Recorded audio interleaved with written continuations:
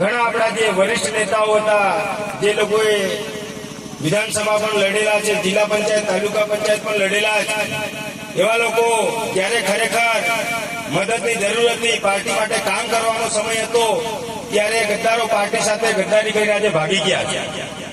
તો એમના માટે શબ્દ હું કહું છું કે જે તે જમાનામાં મહાયુદ્ધ થતા હતા, લડાઈ થતી હતી, તો આપણા પૂર્વજો કે આપણા યોદ્ધાઓ બલિ ચડાવતા કે આપણા ભાષાને ભોગ મારતા હતા લડાઈ જીતવા માટે. એટલે આ પાર્ટી છોડી દીધી, એ બકરા છે ભાઈ, બકરા જેવા જે લોકોની બલિ આપણે ચડાવી દીધી. અને બીજી વખત જયારે આવા ગદ્દારો આવે તો અહીંથી આ મંચ પરથી કહું છું કે આ લોકોનો ક્યારેય સમાવેશ નહીં કરે. કારણ કે ત્યાં જાય ને ત્યાં ભીડભાડ એટલી છે ને બેવા ગામ ઉભું રહેવા કોણ મળે, એટલે પેલા કરીને પાછા હકી ઠેકાણે પડી જવાના ઠેકાણે. આ લડાઈ, આ મુહિમ, આ ઇલેક્શન કોઈ ભાજપા નથી લડતી, કોઈ કોંગ્રેસ નથી લડતી, કોઈ જસવંતસિંહ નથી લડતા, કોઈ ડોક્ટર પ્રભાબેન નથી લડતા. આ મહાયુદ્ધની અંદર આ દેશના મહારથી ભેષ, મહારથી અર્જુન જેવા ઘણા અનેકો યોદ્ધાઓ આ લડાઈની અંદર જોડાઈ ગયા છે. આ લડાઈ બંધારણ બચાવવાની લડાઈ, આપણા હક અને અધિકાર માટેની લડાઈ, કોન્સ્ટિટ્યુશનલ જે આપણને રાઇટ્સ એન્ડ પાવર્સ મળેલા છે એ રાઇટ્સ અને પાવર્સ બચાવવા માટેની લડાઈ. આ દેશના તમામ બેરોજગાર યુવા જ્યાં લડાઈ લડી રહ્યો છે, આ ચૂંટણી લડી રહ્યો છે.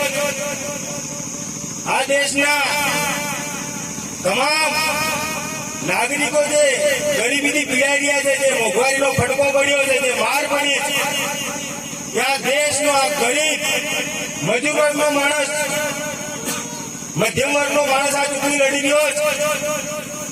આ દેશની અંદર આ દુષ્ટ શાસકોની સરકારની અંદર, આપણા દેશની અંદર તમામ માતા બહેનોનું આજે શોષણ થઈ રહ્યું છે, બળાત્કાર થઈ રહ્યા છે.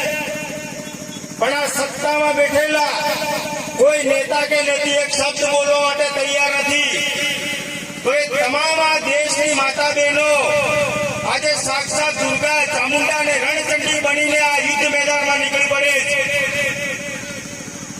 આ દેશની અંદર તમામ અધિકારી, કર્મચારીઓ, તમામ વર્ગના અધિકારીઓનું પણ આજે આડકતરી રીતે આ સરકાર શોષણ કરી રહી છે. તો એ અધિકારી, કર્મચારીઓ પણ આ લડાઈ લડી રહ્યા છે. હમણાં થોડા ઘણા સમય પહેલા આઈ થિંક મને એવું લાગે છે કે યુપીમાંથી કોઈ મંડલ કરીને કોઈ ભાજપાના કોઈ નેતા હતા, વરિષ્ઠ નેતા હતા, તમારા જેવા દાદા. તો એ માણસ એવું સ્ટેટમેન્ટ આપે છે જાહેરમાં, મીડિયામાં એવું બોલે છે કે આ દેશમાં જે આદિવાસી છે, જે ટ્રાઇબ છે, એ ઓસ્ટ્રેલિયાથી આવેલી જનજાતિ છે. આ ભાજપના નેતાઓ કહે છે કે આ દેશના આદિવાસીઓ ઓસ્ટ્રેલિયાથી આવેલી જનજાતિ છે.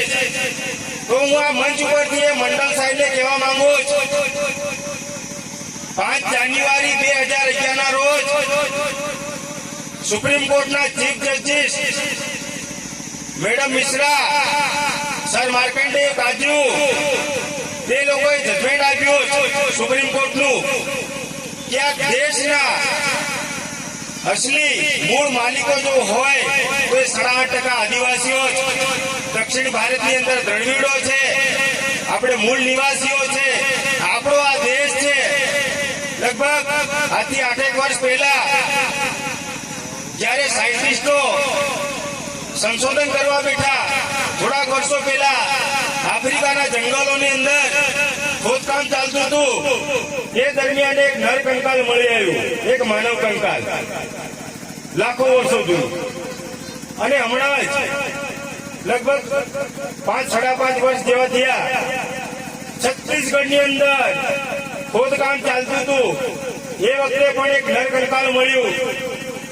જ્યારે જે આફ્રિકામાંથી જે એક માનવ કંકાલ મળ્યું, વૈજ્ઞાનિકો એને સંશોધન કર્યું, તો એના રિપોર્ટ એવા આવ્યા કે એ આજથી 30 લાખ વર્ષ જૂનું નરકંકાલ હતું.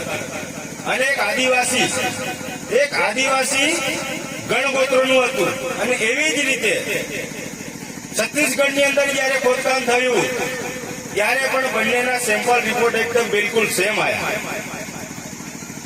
તો ત્યાંથી સાબિત એ થાય છે કે આપણું જે બીજ છે, આપણું જે બિયારણ છે, તમે કદાચ ઇતિહાસના ચોપડામાં વાંચ્યું હશે. હવે આ મનુવાદી સરકારે ઇતિહાસ જે સાચો હતો એ લોકો આપણને જાણવા દેવા નથી માંગતા. અમે જયારે ભણતા, આ વરિષ્ઠ મુરબ્બીઓ જયારે ભણ્યા ત્યારે ઇતિહાસ કે હિસ્ટ્રીની ચોપડીમાં લખેલું આવતું કે આજથી ઈસવીસન 5,500 વર્ષ પૂર્વે ભારતમાં આર્યોનું આગમન. તો આ જયારે સંશોધન થયું તો સાબિત થાય છે કે એ જે સેમ્પલ જે નરકંકાલ હતું એ આજથી લગભગ 30 લાખ વર્ષ જૂનું હતું.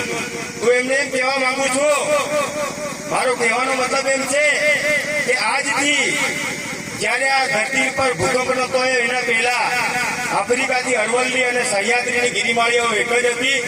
એના બાદ ધરતી પર ભૂસ્ખલન થયું. તેના બાદ 7 ખંડોમાં દેશ આ ધરતી વિભાજિત થઈ.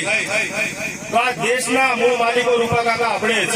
અને પેલા બારતાવાળા પરોણા આવેલા આપણું કઈ કોણ આના તે આનંદ ઘેર ભેળા કરવા પડે કે નહીં કરવા પડે. હવે મારું તો બધા જાણો જ છો, મારી વાતો લગભગ 10-15 દાડા સુધી ખૂટે નહીં. અને આપણે મહેમાનોને પણ સાંભળવાના અને સમયનો પણ અભાવ. તો સૌ પ્રથમ આપણા ભૂતપૂર્વ વિધાનસભાના ઉમેદવાર, આપણા લોકલાડીલા યુવાનોના પ્રેરણાસ્ત્રોત એવા મારા સાથી મિત્ર અને ખરેખર રિયલ બેંગોલ ટાઈગર એવા નરેશભાઈ પુનાભાઈ બારિયાને હું આમંત્રિત કરું કે તેઓ